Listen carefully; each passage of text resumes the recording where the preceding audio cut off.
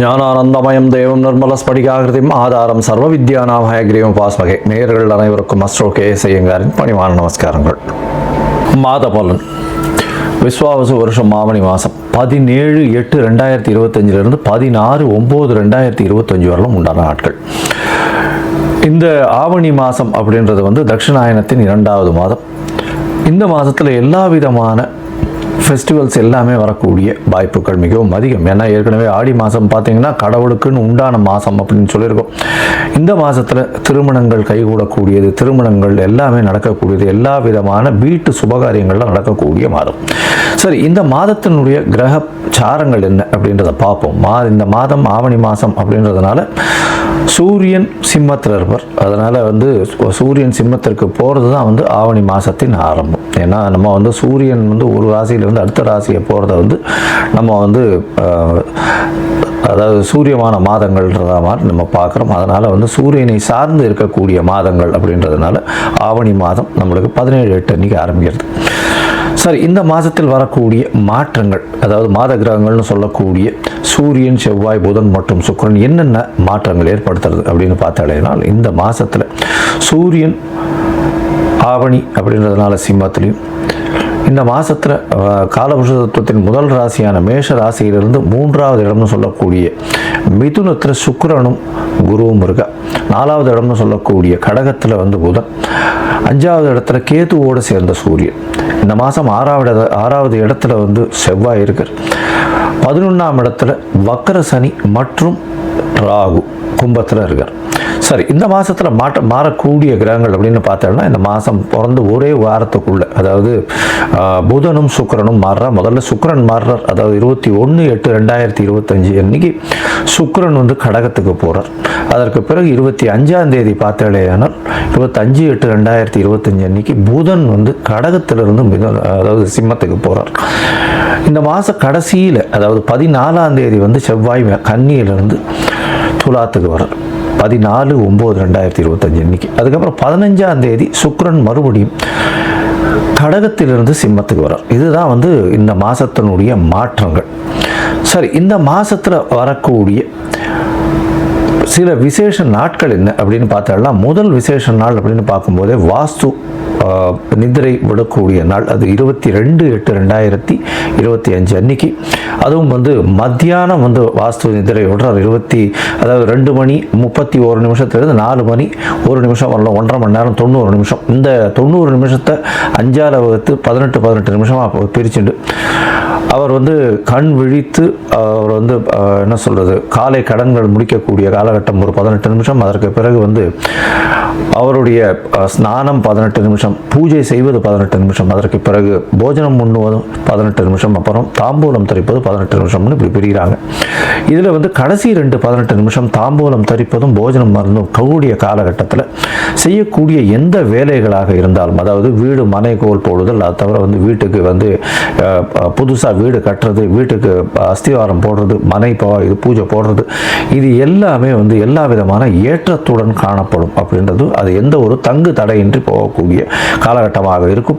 இந்த வாஸ்து நாளில் உங்களுக்கு எந்த ஒரு அதாவது திதி வார நட்சத்திரம் இது எதுவுமே பார்க்க வேண்டாம். ராகு காலம், யமகண்டம் இந்த மாதிரியான விஷயங்களும் பார்க்க தேவையில்லை இந்த காலகட்டத்தில். அதனால் நல்ல ஒரு ஏற்றமான காலம்.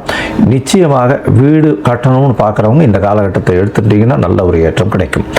அதற்கு பிறகு இந்த மாதத்தில் பார்த்தடையானால் சாம உபாகர்மா, அதாவது எஜுர் உபாகர்மா, சாம உபாகர்மா, சாமவேதம் சொல்கிறவர்களுக்கு இந்த வருஷத்தினுடைய பூணல் மாற்றக்கூடிய அது செலிப்ரேஷன், அந்த பூணல் மாற்றக்கூடிய அவர்களுடைய காயத்ரி ஜபத்தை பூணல் மாற்றக்கூடியதும், அவர்கள் காயத்ரி ஜபம் பண்ணி மிகப்பெரிய ஏற்றுமை கொள்ளக்கூடிய காலகட்டம் அப்படின்னு சொல்லக்கூடியது.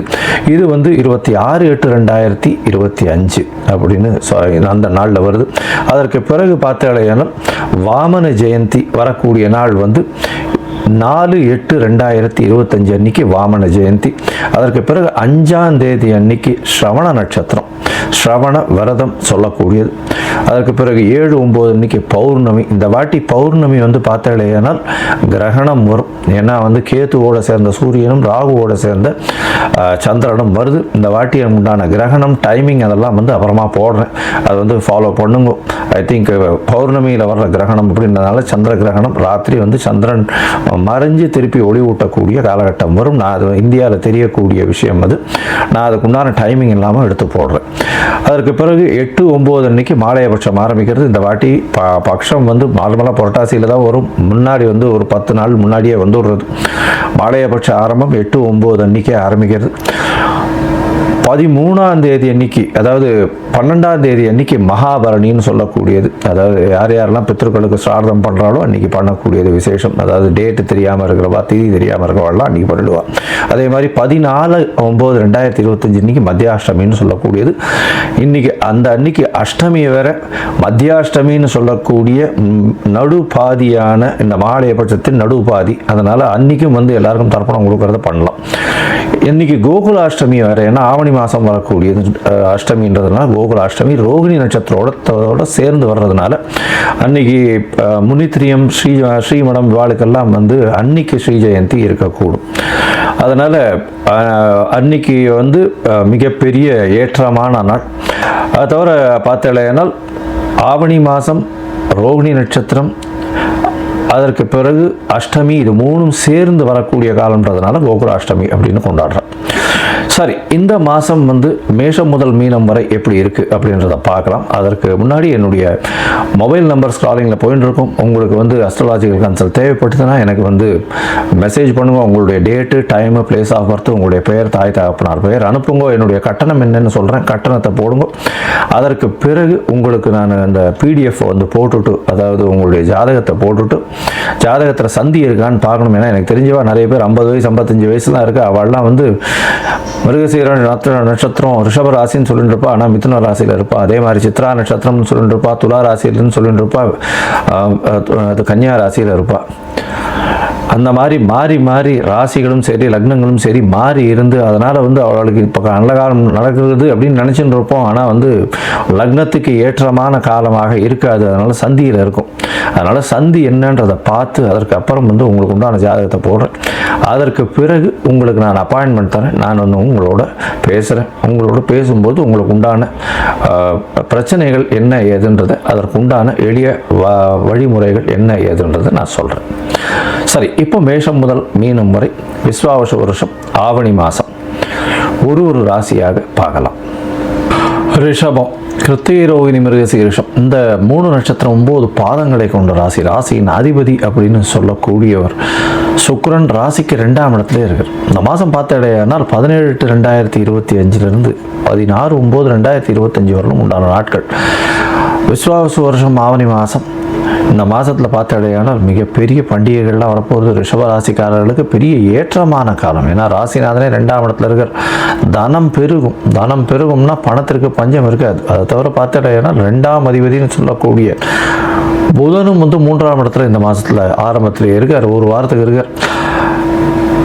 இந்த காலகட்டத்தில் பண வரவிற்கு பஞ்சம் இருக்காது. அதை தவிர தனக்காரகனே தனஸ்தானத்தில் இருக்கிறது பெரிய விசேஷத்தை கொடுக்கும். 8ஆம் அதிபதியாக இருந்தாலும் குரு பகவான் அவர் வந்து 11ஆம் அதிபதியார். அதனால் வந்து தொழில் செய்பவர்களுக்கு, சொந்த தொழில் செய்பவர்களுக்கெல்லாம் பெரிய ஏற்றம், திடீர் ஏற்றம் வரும். திடீர் பண வரவு வரக்கூடிய வாய்ப்புகள் நிச்சயமாக உண்டு. 11ஆம் இடத்துல இப்போது 11ஆம் இடத்து அதிபதி 2ஆம் இடத்துல இருக்காருன்னா லாபஸ்தானாதிபதி உங்களுக்கு வந்து தனஸ்தானத்தில் அமர்றது பெரிய பாக்கியத்தை கொடுக்கக்கூடிய காலகட்டமாக அமையும். இந்த காலகட்டத்தில் பார்த்தாலேயானால் குடும்பத்தில் சந்தோஷம் அதிகமாக இருக்கக்கூடிய காலகட்டம். அதோட பார்த்தாலேயானால் பொதுவாகவே இந்த மாத கிரகங்கள்னு சொல்லக்கூடிய சூரியன், செவ்வாய், புதன் மற்றும் சுக்கிரனுடைய மாற்றங்களை வச்சு தான் இந்த மாதத்தினுடைய கிரகங்கள் சொல்வோம், பலன்கள். இந்த மாதத்தில் உங்களுடைய ராசிக்கு 4ஆம் இடத்துல 4ஆம் அதிபதி ஆட்சி பெற்று போயிருக்கார். அதாவது சூரியன் இந்த சூரியன் ஆட்சி பெற்று போகிறதுனால கொஞ்சம் கேத்துவோடு சேர்ந்துருக்கிறதுனால அலைச்சல் கொஞ்சம் அதிகமாக இருக்கக்கூடிய காலகட்டமாக அமையும். இருந்தாலும் உங்களுக்கு புதிய வீடு மனை வாங்கக்கூடிய பாக்கியம் உண்டு. தாயின் உடல்நிலையில் சற்று பின்னடைவு இருக்கக்கூடிய வாய்ப்புகள் நிச்சயமாக இருக்கும்.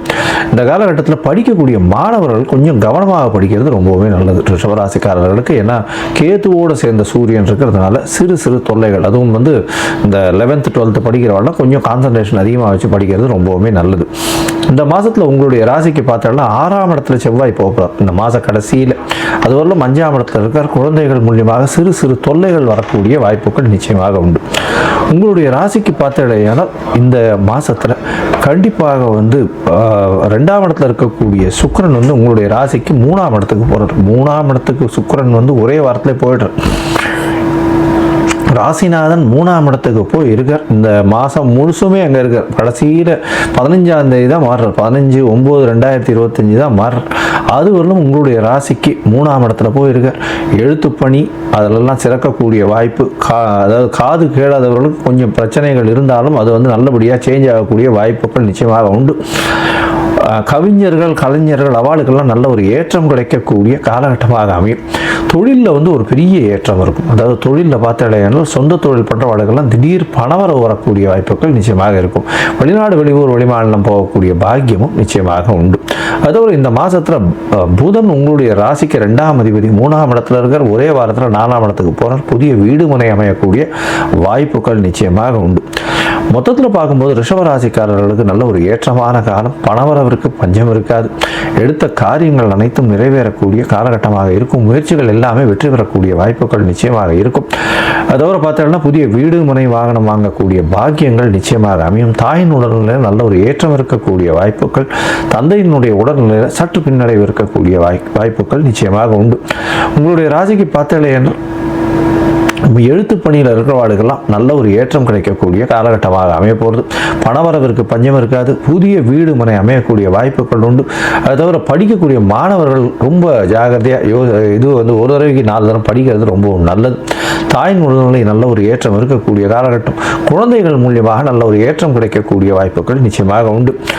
இந்த காலகட்டத்தில் பார்த்தோம்னா முயற்சிகள் நல்லபடியாக இருக்கும். இருந்தாலும் சில நாட்கள் முயற்சிகளை தள்ளி போடுவது நல்லதுன்னு சொல்கிறோம்.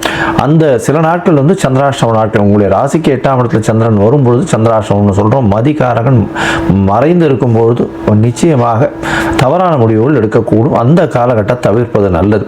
இந்த காலகட்டம் எண்ணிக்கை அப்படின்னா 1/9 3/9 வரலும் உண்டான, அதாவது 4/9/2025 வரலும் உண்டான காலகட்டமாக இருக்குது.